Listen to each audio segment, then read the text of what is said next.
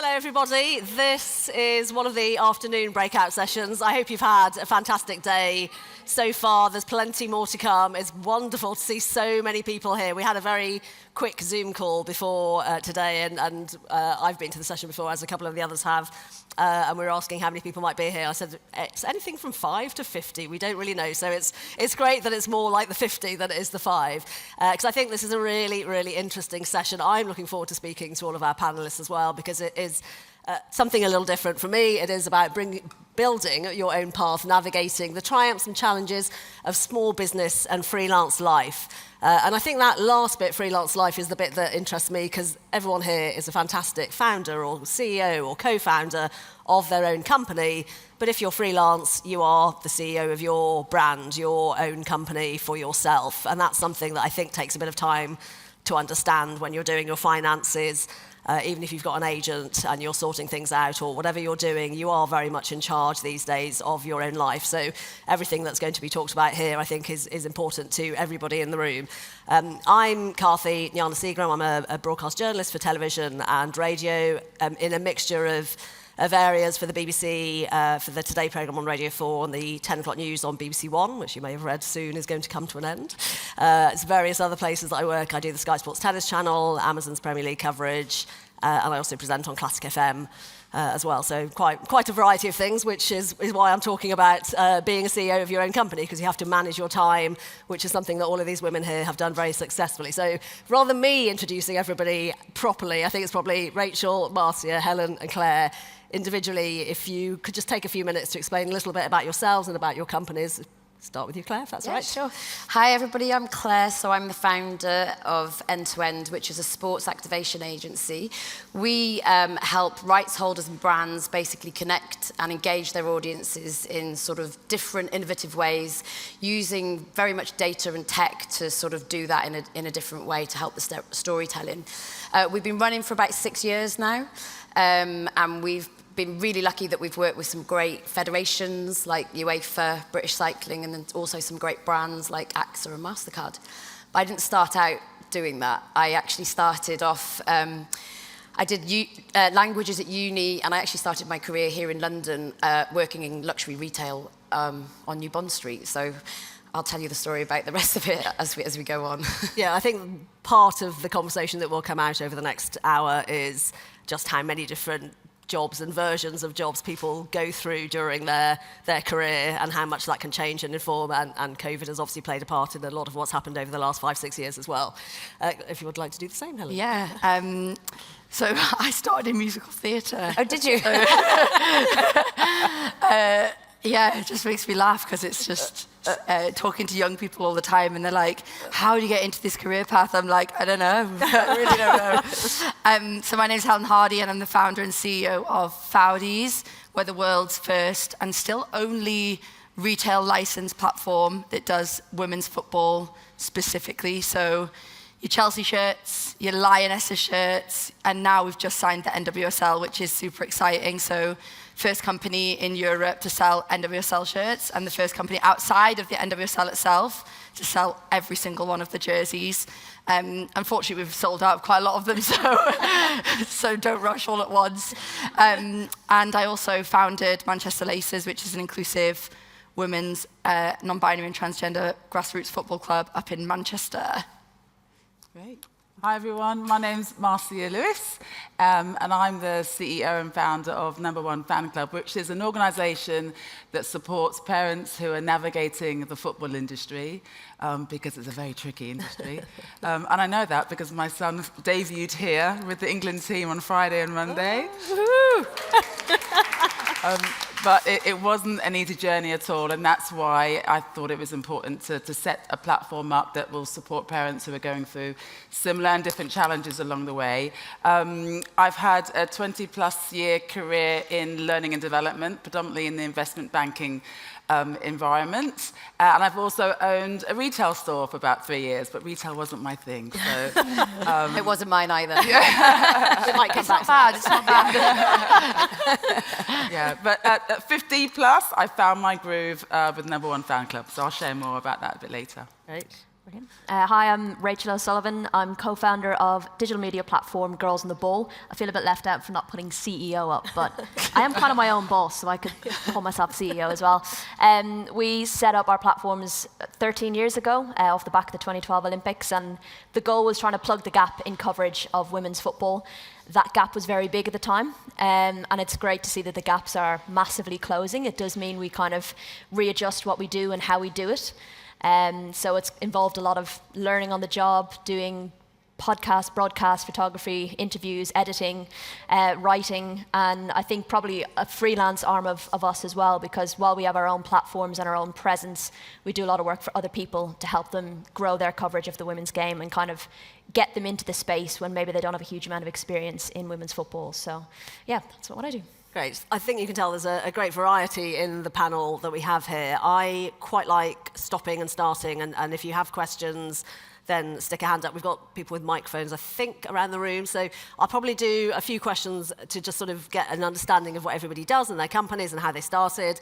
But at some point, quite early on, I will throw it out there rather than just waiting until the very end and doing questions. I just prefer doing it that way. And I think it's usually a very engaged room in here as well. So people have questions as we go along, if that works for everybody. So if I could just sort of go back through with some background, really. Claire, you did have quite a secure job originally, and you decided to change. How and why did all of that happen, and how daunting was it when you first got going?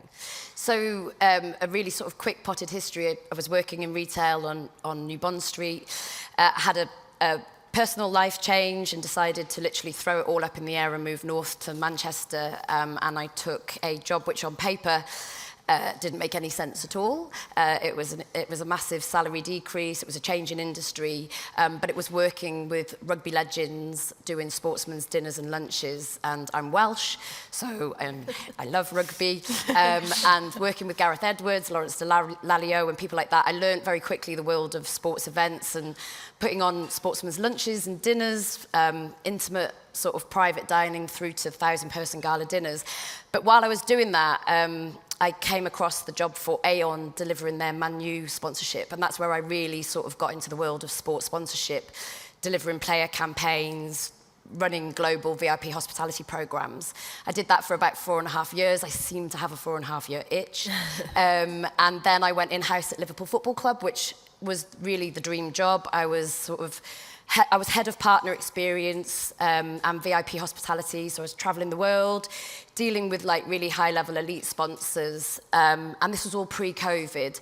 So at that time, the mentality was like you had to be in the office Monday to Friday, 9 to 5, well, Monday to Saturday with the games and everything, 9 till 5. I was commuting about 3 hours a day, because Manchester to Liverpool, even though it's only 38 miles, it was taking that long. And yeah, pretty much just one day I'd had, again, another life-changing experience. I'd had a miscarriage, I'd lost my dad. I was sat on the M62 and I was like, what am I doing? Like, just what am I doing? And I'd met my now husband, Andy, at the time as well. And I just thought, for once, it's about time to put myself first. And give it a go. And I knew that there was an opportunity with AXA to help them with their ticketing and hospitality program. So I gave it a shot, and I haven't really looked back. That first step, did you ask other people to help? Was it you setting things up yourself? Just that very, very first step, which some people might be about to head into, that kind of territory. I did, and obviously because I knew there was an opportunity with one of Liverpool's sponsors, I actually went and got the blessing from the club to be able to actually approach them. And I actually took advice from them as well, and they also believed that there was an opportunity, especially in the Northwest, to offer that service to sponsors. There aren't still really massive agencies up in the Northwest. It's quite London-centric. So I thought I'd give it a go, and I left to be a freelancer, and I'm now running a small agency. Yeah, it's interesting how much things changed with travel and not having to work at home, or potentially having days in the office and not, which I think for Helen, that's quite similar for you in terms of just starting your business from your bedroom effectively and then growing from there. How did you sort of first make that decision? I think for me, the intention was to create an accessibility point for women's football fans, and it was nothing more than that. Like, I genuinely didn't think that I'd end up with a team and a factory and all of that jazz. I just wanted to create accessibility to shirts because I didn't have accessibility to shirts that I wanted. So I think that the purpose came first before the forecasts and all of the stuff that terrifies people. It was like, this is my mission and this is what I want to do. What do I need to be able to do it? I need a heat press machine. I went on eBay. I went to some creepy person's house to collect it. And it was 200 quid. And then I needed WSL lettering. That was the first thing I added, was the entire WSL. At the time, only Arsenal offered WSL name sets on jerseys. So I said, I'll offer the entire league. And I remember the first order was a Fran Kirby number 14 Chelsea jersey. And a Chelsea fan message being like, is this legit? And I was just printing names on the back of jerseys in my bedroom, and basically about 3 or 4 weeks in, I'm thinking, this can be commercially viable. This could be a job. Like, this could be something that somebody does while I'm growing the business. And then I started to work out how all the other cogs would fit into it. So I'll need to get a Nike contract. I'll need to get an Adidas contract. I'll need to start engaging with brands. And that's kind of where I started to really run at it. And it's just so funny how you have these moments. My moment was kind of less choice. It was like a moment that I was approached with in my full-time job. I was working as a regional manager for a wonderful company called Stagecoach Performing Arts. And I was running the north of England, and basically because of COVID and people weren't allowed to be in spaces together, they proposed the opportunity of somebody being able to walk away with redundancy. And I looked around the team and I was like, no one else will go. And I was like, I think I'll go. And everyone was like, don't do it. And I was like, I think I'm gonna. And I got a job in a pub in Manchester, and I started printing football shirts in my bedroom and just working out where the cogs could fit into making this a viable company. 4 years later, we've got the Nike contract, Adidas contract, Puma contract. We work regularly with the FA, St George's Park, and we have a grassroots arm that looks after grassroots participants and corporate clients. And yeah, I'm sat here at Women in Football at Wembley. That's Min. It's such a great story. When you say you had to get all those cogs in place, did you have somebody that you could go to for advice, or was that you just working out a plan? Spitballing. And honestly, I wasn't good at maths at school. Like, I was really good at musical theatre. I wasn't good at all of that stuff. I went on a brilliant course, and they'll do these across different banks, but I was a NatWest customer, and I got an email one day, genuinely as a customer of, like, as in, I had £300 in my current account sort of customer, and just being like, oh, we do these courses for anyone interested in business, it's free. And I went along and I did the course, and then on the course there was this amazing guy who was like, I can help you with the cash flow forecast. There was this amazing woman who was like, you should come and pitch as like a practice to show you how to do pitching. And then all of a sudden I've got a cash flow forecast, and I'm like looking dead serious and stood on stage in front of investors. And it was kind of other people going, this is an awesome idea. Like, what do you want to do next? And me going, well, maybe I could like work with Nike, and like, you should do that, go. And there was other people around me saying, you know, trying to give you that confidence, but also taking free opportunities like that NatWest course. Women in Football offer amazing mentor courses as well. I'm going to be a mentor on the next round. And those sorts of things, I think, together gave me the confidence to pursue it, because I wouldn't have honestly known where to start before any of that. Yeah, I think that's one of the parts that we want to get to, is just how you get started and how you know who to speak to help you. Pitching your services is something I definitely want to come back to as well, because I think, you know, everybody needs to pitch themselves, let alone the services that if they're part of an industry or a business. Marcia, finance, fashion, now football. You've explained a little bit as to why you started, but how did that get started with Number One Fan? Well, I was working full time, actually as a consultant, but you know, on a 9-to-5 kind of role, and really it came out of personal need. And I've talked about this before in podcasts, but my son was 11 when an agent first called me ask about, representing him. And it didn't feel right, so I was able to sort of swipe on it, but they kept coming back. It still didn't feel right until he was older. And then I remember the following year when he was 12, a brand wanted to sponsor him, and I knew nothing about football. I come from a family of all girls that, of my generation. We didn't play football.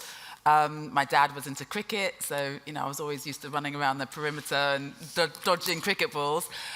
So I knew nothing about the sport, and because Miles was just enjoying it, I just let him get on with it. But more and more would sort of come into, into our lives, and it was like, well, what do I do? How do I find out about this industry? And it was starting to scare me, to be honest, because I felt quite vulnerable about making decisions that I don't know what I'm doing.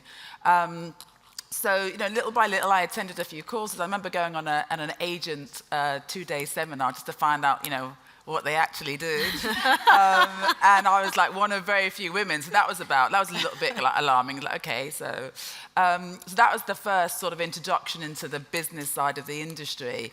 And then again, other things sort of started to happen. And I remember when the brand wanted to sponsor my son, I just didn't understand the contract side of it. Like, my mum always used to tell me, if someone gives you something for free, like, there's no such thing as a free lunch, right? So that stuck in my head. If you want him, there's something else sort of in it.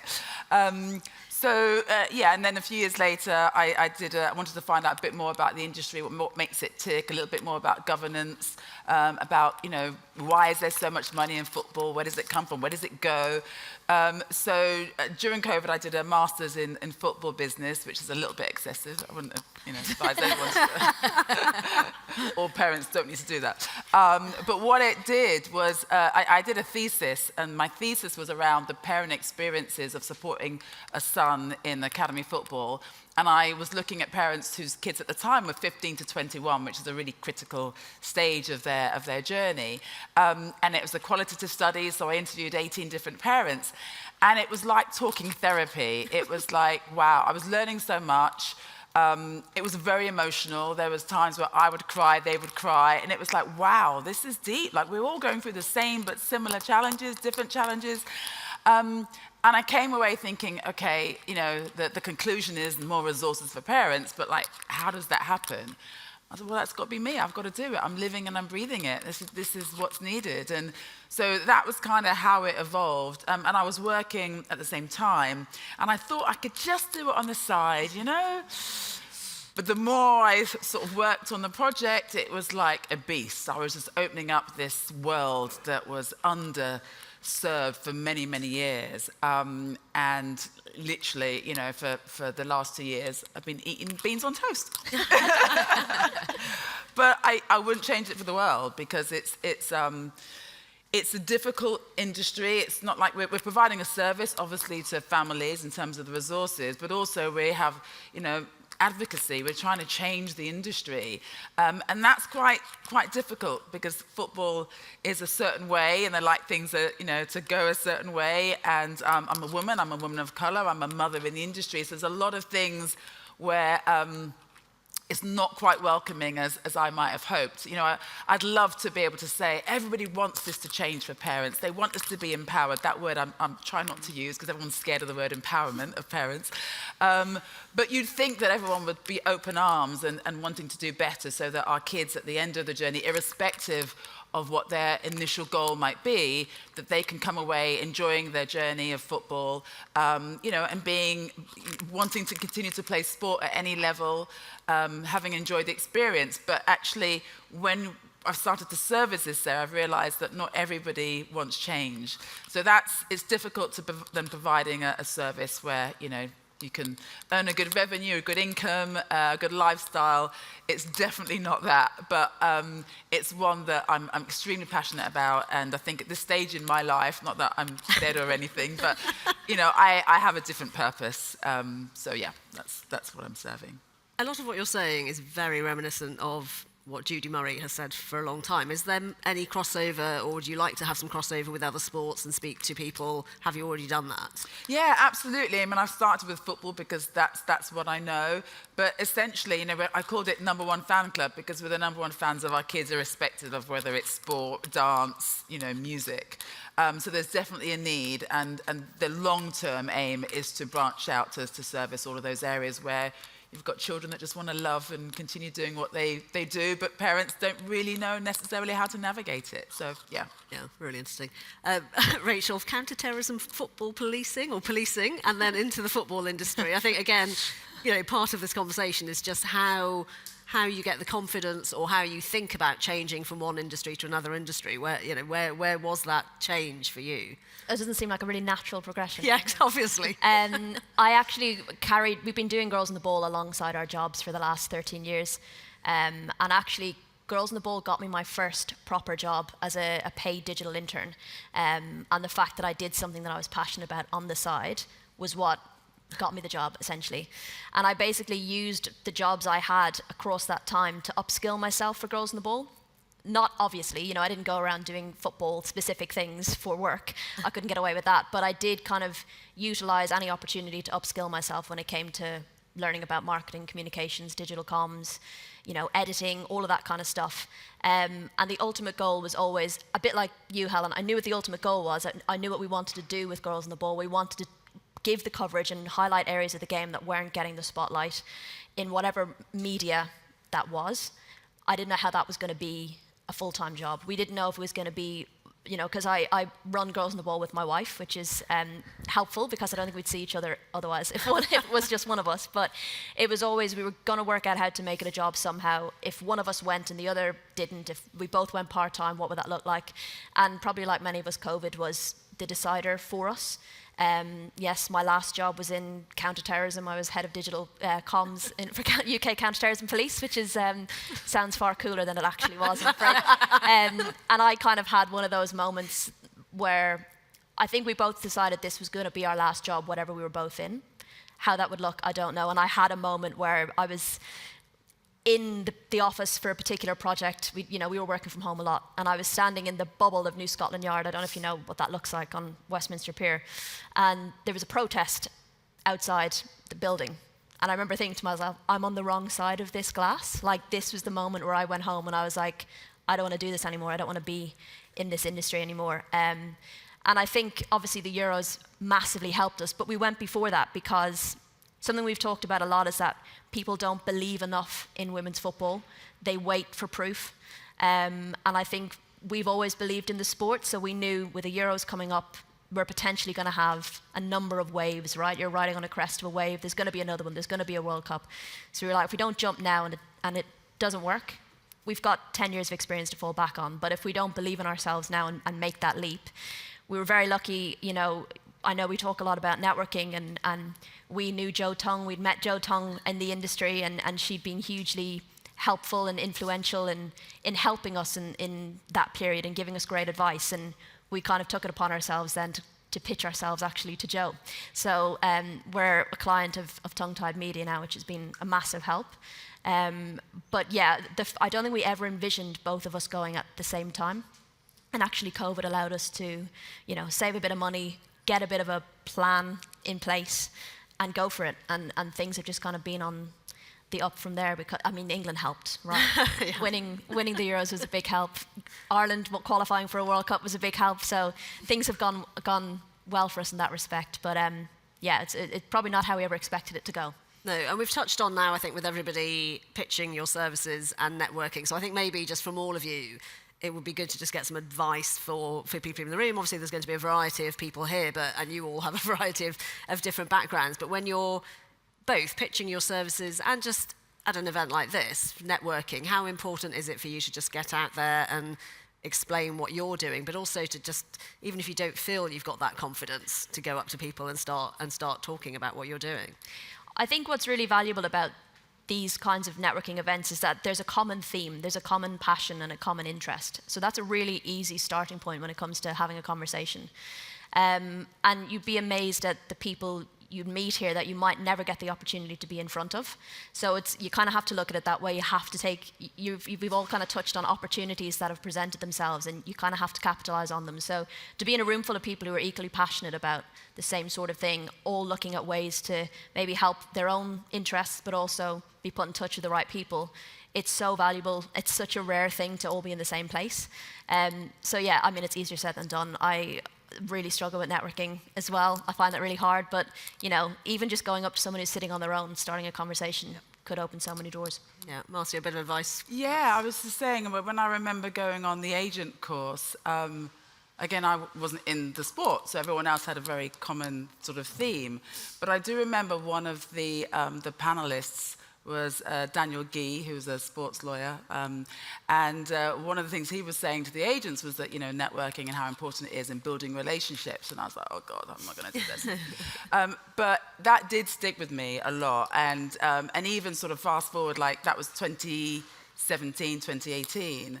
And just meeting him and connecting with him and a few others in the industry has actually really helped.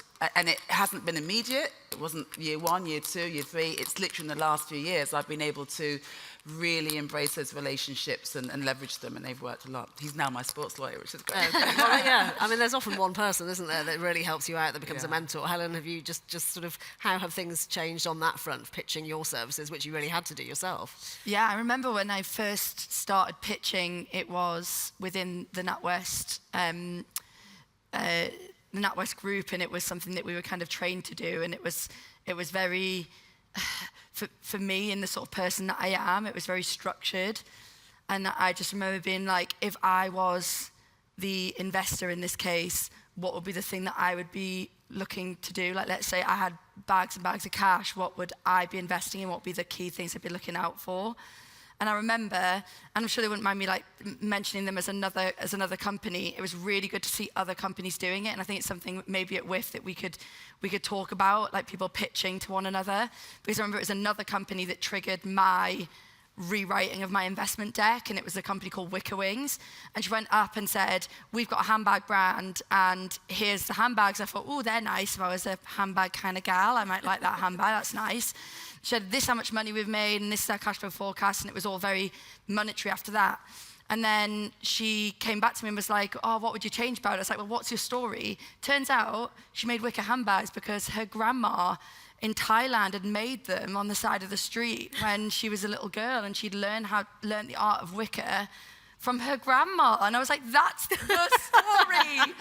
And for me, I remember them being like, oh, here's me going up and being like, trying to justify things. Instead, I flipped the narrative. And I was like, I opened my deck with 1.2 billion people tuned into the 2019 Women's World Cup. And everybody would kind of stop and be like, and the relevance? Maybe like, this is the story. The story is the sport. The story isn't, I think I'm going to make this much money next year, and this is my forecasting. The story is this incredible sport.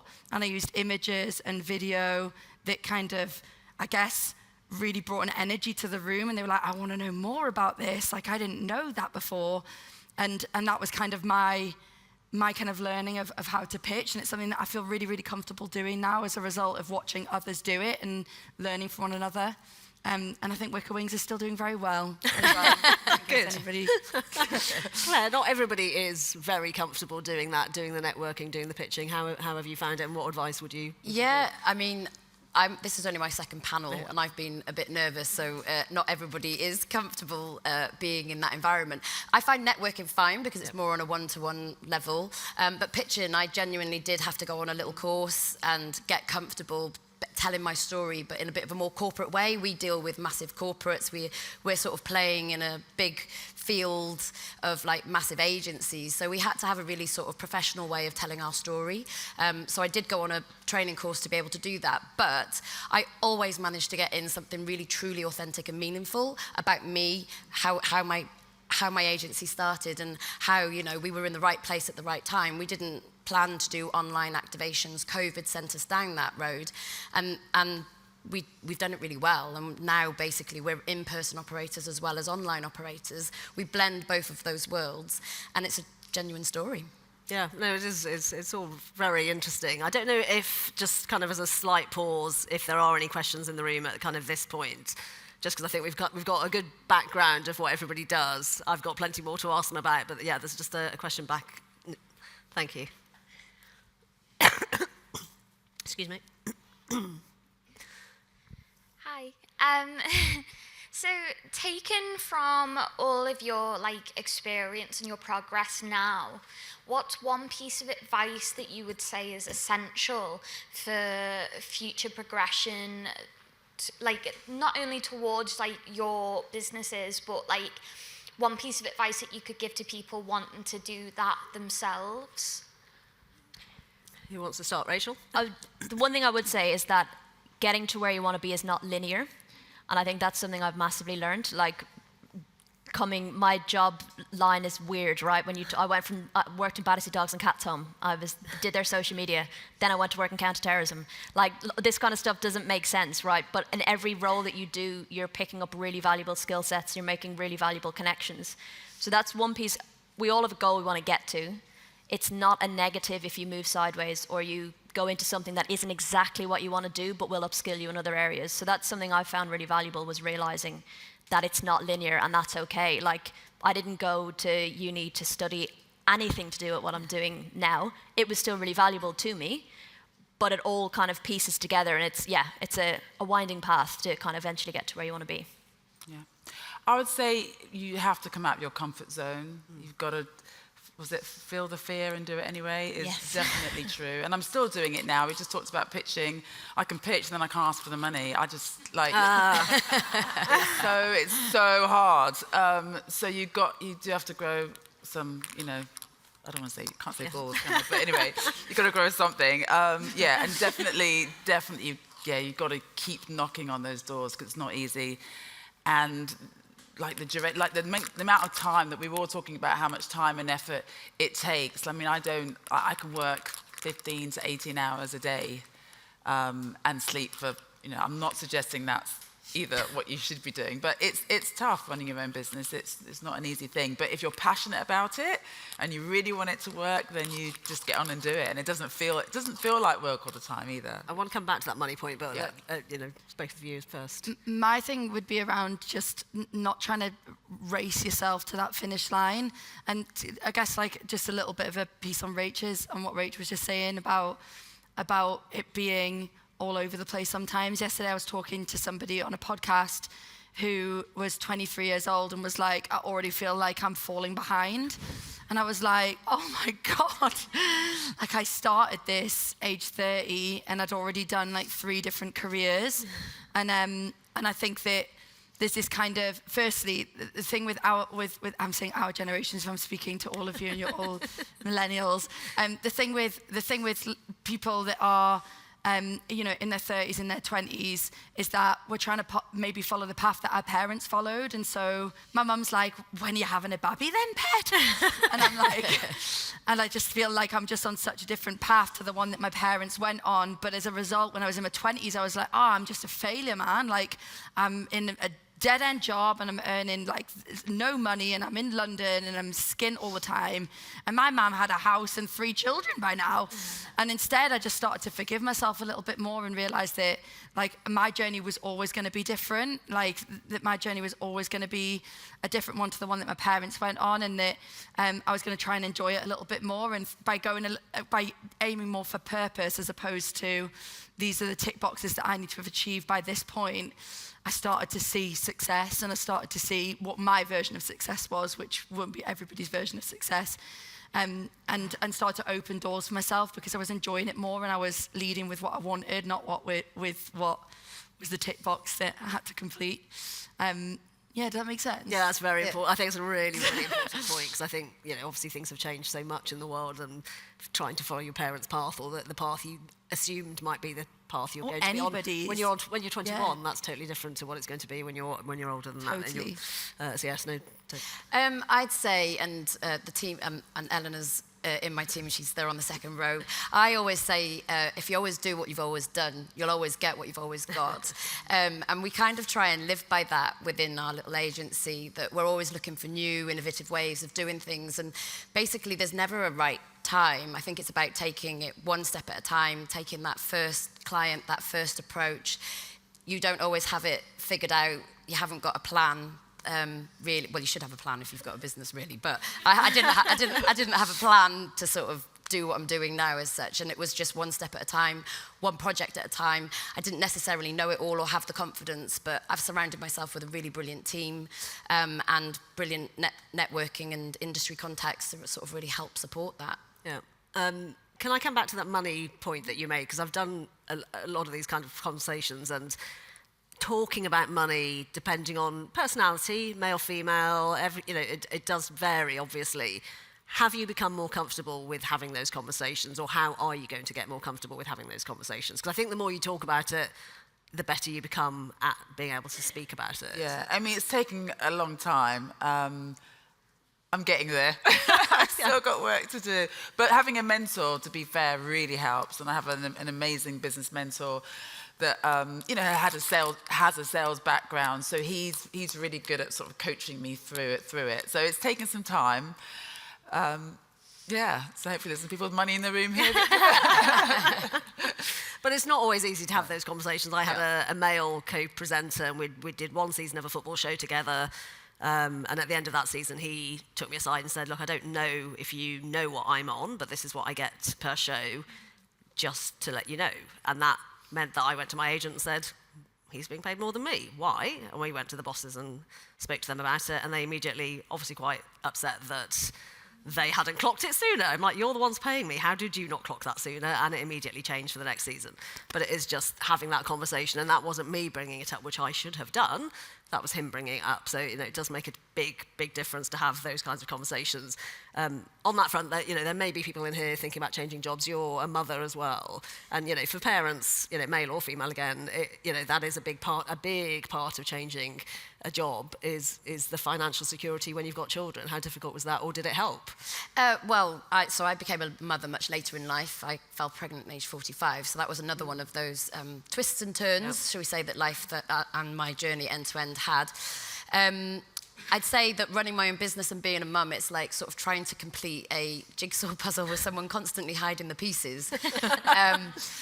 Usually Bryony, but ultimately I'm in charge of what that picture looks like, and I think that's the biggest upside of running your own business, is that you're sort of in charge of your own story and your destiny. I would say that, like, there's some days where I feel like I'm nailing it, and I'm the best wife, the best mum, and the best businesswoman in the world, and there's other days where I feel like I'm pushing water uphill in my personal life and my professional life. And I think that what I've learned to accept is that some days I'll be the best home body, and some days I'll be the best professional body, and that it's just a bit about trying to find that balance, really. Yeah, which is balance, that word. Work-life balance and all of that fits, very difficultly together, I think, for most people. Marcia, yours is a very specific case because you were doing it because of your son. What's his reaction been to what you are doing? Yeah, I feel very blessed because he's incredibly supportive. And in fact, when I am trying to work 20 hours a day, he comes in and he just puts my laptop lid down and says, it's time to go to bed now. No, it helps. It helps because obviously he's starting to build his own profile as well, and he's very vocal about, supporting what we're doing. And yeah, he's my inspiration. So it's actually, it's been a blessing that he's very much involved in what I'm doing and supports it. And he has to cook his own dinner when I am, busy, which is also good. I think probably for all of you, a fairly general question, but just what's been probably the most difficult challenge that you have had to overcome, Rachel, if you can sort of, I'm sure there are many of them, but the one that you really felt that you had to overcome some kind of hurdle and feel good about having done it afterwards? It's hard to find one example, and I'm not sure it's a hurdle that we've collectively overcome, but something that I find that we do have to deal with is that it's great working together. I think I'm very lucky that we can live in each other's pockets and still want to spend time with each other at the end of the day. But I think generally when one of us is up, if one of us is down, the other one of us is up. And that can be really beneficial if you're working in your own business, because you need someone all the time believing that what you're doing is going to work. So when we're both down, I think that's the hurdle that's probably the toughest, because when it's just the two of you and you don't have that structure of a business around you, it's that kind of who do you turn to try and pick you up. So I think that's a hurdle that we're still trying to navigate, because it comes and goes every now and then. And I think maybe being able to recognize when you're in that moment and you realize, look, we're both having the situation at the same time.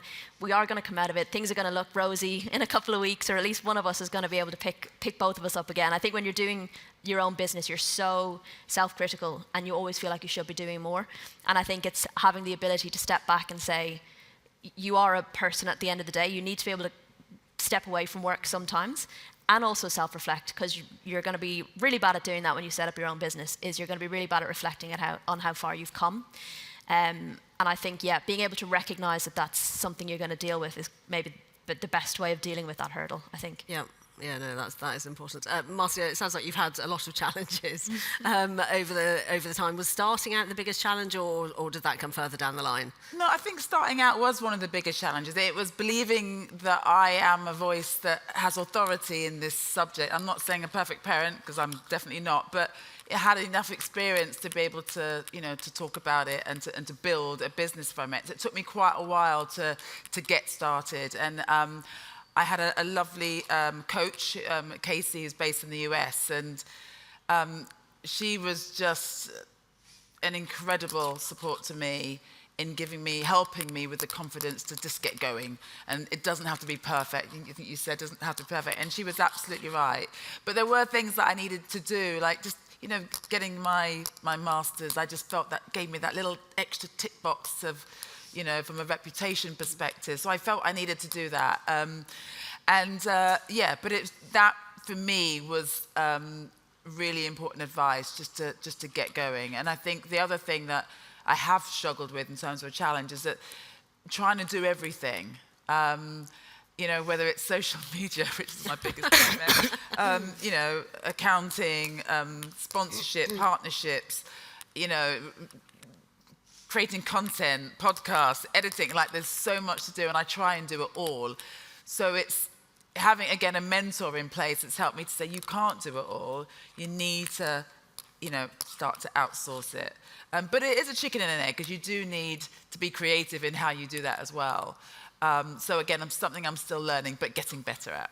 Yeah, no, it almost feels like those are very similar sides. Yours is kind of... I just keep nodding. Yeah, no, it's like that's what I mean. I can sort of see everybody sort of doing the same thing, because it's just all very valuable to hear. Helen, from you, just the challenges, or the biggest challenge that you feel you faced. I think I'm sure there's a lot of people that feel the same. I kind of live a lot in needing affirmation, and this is not a job that you do if you're looking for affirmation, because part of it is you're running the joint, so everybody else is expecting that from you, and sometimes that you just want the assurance that you're doing okay and that it's okay. And when you say that piece about reflecting, I'm terrible at it. I remember when we came out the room in Nike, I'd already been rejected for being a partner, and then I just kept going and had resilience. That's something that naturally I have. I remember when I got rejected, they were like, what an amazing business concept. Just we're not opening any other new partnerships right now. And I remember coming off the call and going, they like the concept. And I couldn't. And I remember saying to my partner, she was like, so? And I was like, well, it's a no, but they like the concept. So it's a no, though. And I was like, no, but they like it. I remember that's the sort of person I am. I would always dwell on the sort of optimistic piece. But I remember coming out of the meeting where we'd first introduced ourselves in Amsterdam at Nike HQ, European headquarters. And I said, whoa. I feel like I've just climbed Everest. And one of my investors was like, you're at base camp. I remember thinking, oh my God, but also there's quite a good view from base camp. This feels pretty good. And it was one of those moments of inflection. I tried to put those in throughout all of this, just have a little moment to be cool, I'm doing a shoot with Lucy Bronze. That's really cool. Take a minute. That's really awesome. Trying to just kind of really live in those moments, but then also be right, back to work. And my kind of mentality means that my resilience part I'm really good at, but my kind of need for affirmation is something that I constantly try and work on, because it can be quite lonely sometimes being in this role, which I'm sure a lot of you experience. It can be quite a lonely place sometimes. Yeah, I think that constantly looking for the next thing as well is quite difficult to stop and say, right, I'm doing well, and take a moment. I think, you know, you're always looking at what's next, as opposed to, oh, I've just done something that's actually very cool. I came out of the Nike meeting, I was like, Adidas. Exactly, yeah. Yeah, kind of a real blend of everything, really. So, and it's been constantly changing. So, in year 1, it was about having belief in myself that I could actually do it, set something up from scratch. Year 2, it was COVID, so I was like, oh my goodness, how am I going to pay the bills? And then we pivoted to being online. Then year 3, I fell pregnant, so I was like, how am I going to be able to have a baby and be able to run my own business? And then year 4 and 5 has been really all about growth and understanding how we best scale the business, and by putting a great team around me, and trying to get out of the washing machine of winning contracts, becoming operational, winning contracts, becoming operational, and basically looking for new, different ways to sort of help scale the business now, really, and investment's probably the next route that we're going down as well. So. Yeah. Yeah, exactly. Networking. She's already given tips in terms of what we need to do when they ghost you. Don't be in deal fatigue anymore. Keep going. It's kind of ever changing. Yeah. Well, Rachel mentioned working with women in football, which you do as well. This is sponsored by Xero. How has that helped you? Yeah. So, like, I think we've all mentioned it. It can feel really lonely, can't it, sometimes? And what that program has done is, obviously, nobody sets up a business because you love spreadsheets unless you're into accountancy. But it's really helped with the financial side of the business, and some really sort of good corporate training. But most importantly, it's given me a real lovely sisterhood of 16 other women who are all in the same boat, and there's some really lovely friendly faces here today. And we've got a WhatsApp group. It's constantly pinging. We all motivate one another, encourage one another. We run ideas by one another. And even though the program only really started in October, I can see that this is a network of women that I'll be taking forward with me for the rest of my career. Yeah, and part of that, I think, is important. It's just vocalising things and having a sounding board. Absolutely, and saying, and my skill set is my skill set. You need other people to give you that sort of direction and support and guidance, and everybody's got a different skill set in that group, and they all bring something different to the party. Yeah. I'm sort of aware that there's a lot happening as we go through this afternoon, so if there are any more questions in the room before I sort of have another little chat. Microphone just down here, please. Thank you.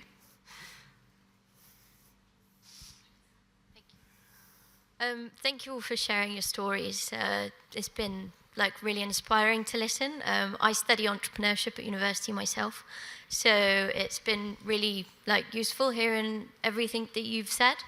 And it was one of the things that you said, Marcia, about the hardest thing is just starting to begin with. So it's we come up, on my degree, we come up with all these businesses, but it's finding that bias for action that's the hardest part. And it's knowing where to go or what to look for to start your idea. Do you have any advice on how you get it from paper into something, into fruition? Big first step.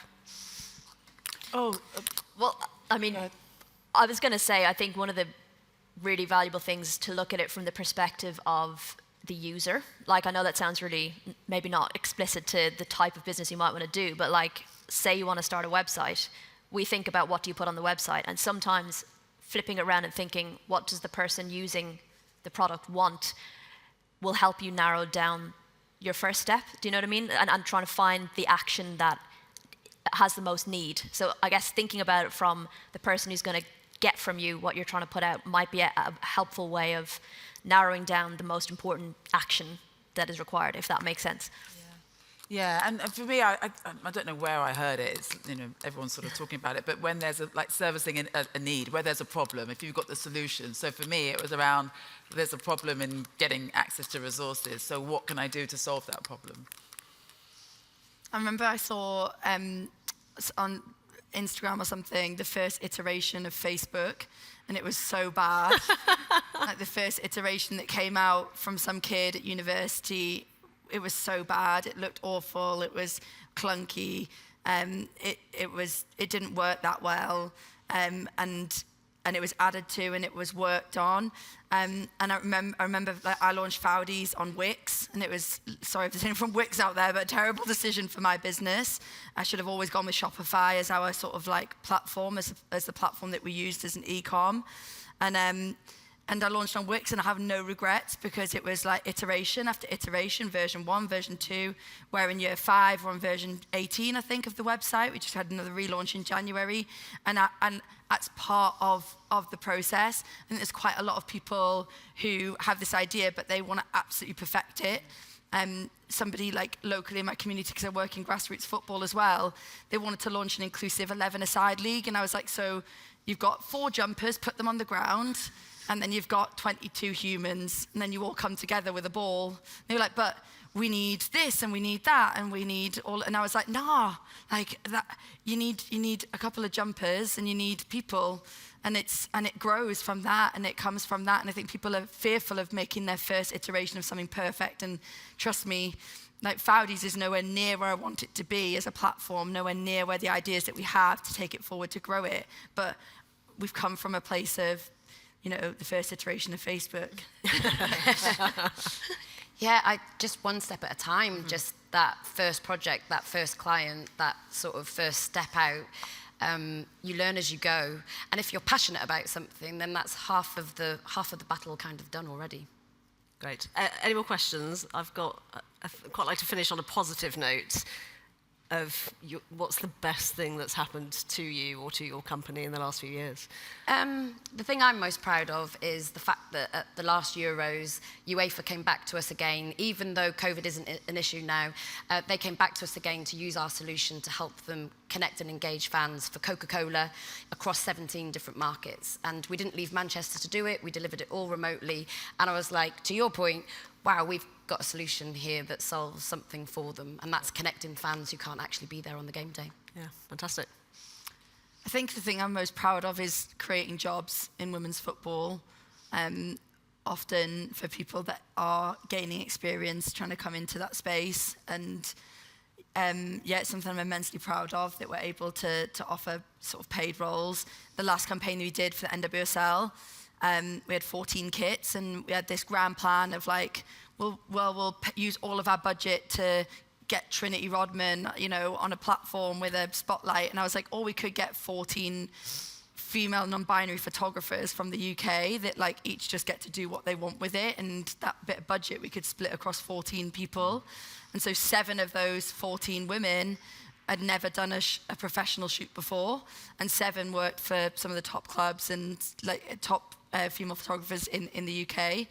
And I was like, that feels like it sticks really strongly with what I want to achieve, is to create as many paid roles in this space as possible, and long may it continue. I think we're opening 4 more jobs after this next round, so yeah, it's something I'm very, very proud of. Yeah, you should be, and that's very much the basis of something like Women in Football as well, is to, you know, take it forward all the time as much as you can.